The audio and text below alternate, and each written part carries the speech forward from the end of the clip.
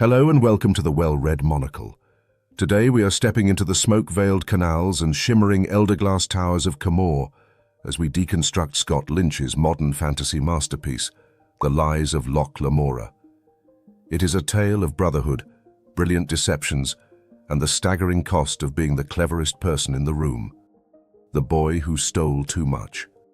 Our story begins in the city of Camorr, a Venice-like sprawl built upon the ruins of an ancient, alien civilization. The city is defined by the secret peace, an unwritten agreement between the Duke of Camorr and the criminal underworld, led by the iron-fisted Capo Barsavi. The rule is simple. The criminals do not target the nobility, and the Duke's men do not look too closely at the business of thieves. Enter Locke Lamora. As a child, he was a plague orphan sold to the thief-maker, a man who trained children to pick pockets. But Locke was different. He didn't just steal to survive. He stole with a reckless, artistic flair that threatened the secret peace.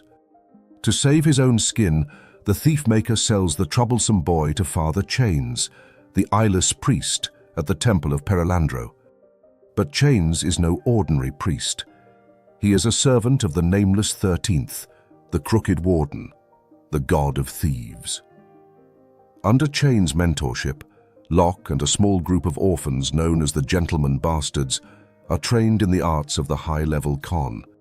They learn languages, etiquette, and the nuances of the nobility, allowing them to rob the rich under the very nose of the secret peace, the Don Salvara game. Years later, Locke is now the leader of the Gentleman Bastards, joined by his loyal best friend and muscle, John Tannen, the mischievous Sansa twins, Carlo and Galdo, and their young apprentice, Bug. We find them in the middle of their most ambitious con yet, the Don Salvara game. Posing as a stuffy merchant from the northern city of Emberlane named Lucas Fairwhite, Locke has convinced a wealthy noble, Don Lorenzo Salvara, that Emberlane is on the brink of civil war. Locke offers the Don an exclusive opportunity to help smuggle a fortune in rare Osterschellen brandy out of the war zone in exchange for a massive investment. It is a beautiful, intricate lie. But as Locke juggles his personas, a shadow falls over Camorr. The Grey King's gambit. A mysterious figure known as the Grey King has begun murdering Capo Barsavi's most trusted lieutenants. He is a ghost, a myth who seems to possess magical protection. The Grey King eventually corners Locke, revealing that he knows exactly who the Thorn of Camorr really is. He blackmails Locke into a dangerous double game. Locke must impersonate the Grey King in a meeting with Capo Barsavi to help the king seize control of the city's underworld. The situation turns from tense to tragic when the Grey King murders Barsavi's daughter Nazca, a friend of Locke's, and returns her body in a barrel of horse urine. It is a calculated act of desecration designed to provoke Barsavi into a blind rage. Locke is caught in the crossfire. During the meeting, Barsavi's men see through the ruse and nearly beat Locke to death before tossing him into a barrel to drown. He is saved by Jean and Bug, but they return to their secret temple lair to find a scene of pure horror. The Grey King's men have found them. Carlo and Galdo are dead. Their hard-earned fortune is gone. Justice is red. Driven by grief and a desperate need for vengeance, Locke and Jean discover the Grey King's true identity, Luciano Anatolius. Luciano is the survivor of a noble family, slaughtered by Barsavi years ago, and his goal isn't just power, it is the total annihilation of the Camorri elite. Luciano has hired a bondsmage, a powerful sorcerer from Carthage known as the Falconer, to provide his magical edge. In a brutal confrontation, Locke and Jean manage to neutralize the Falconer. Locke, ever the bastard, doesn't kill the mage. He knows that killing a bondsmage brings the wrath of their order. Instead, he cuts off the Falconer's fingers and tongue, ensuring he can never again speak a spell or gesture a curse. But the Grey King's master plan is already in motion.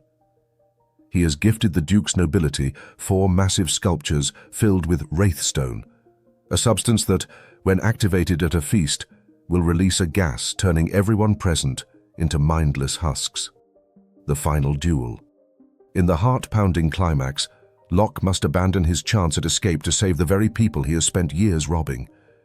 He warns the Duke's secret police, led by a woman known as the Spider, and helps neutralize the Wraithstone threat.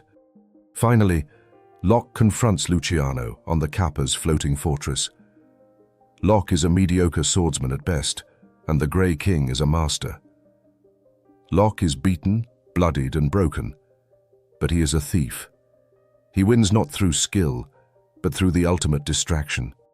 He tricks Luciano into believing Jean has arrived, and in that split second of hesitation, Locke buries a dagger in the Grey King's neck. The cost of the con. The book concludes with a bittersweet victory. The Grey King is dead, and Barsavi's empire has crumbled. Locke and Jean have survived, but they are the last of the gentleman bastards. In a final act of audacity, Locke tricks the Spider into sinking the stolen wealth of the Grey King, which was actually Locke's own stolen fortune, into the bay as a death offering to the goddess of death. It is a tribute to his fallen brothers, Kalo, Galdo, and Bug. The Lies of Locke Lamora is more than just a heist novel. It is a study of the burden of brilliance and the enduring strength of friendship. Locke and Jean sail away from Camorr, broken in body but unyielding in spirit, heading toward an uncertain future. Thank you for watching.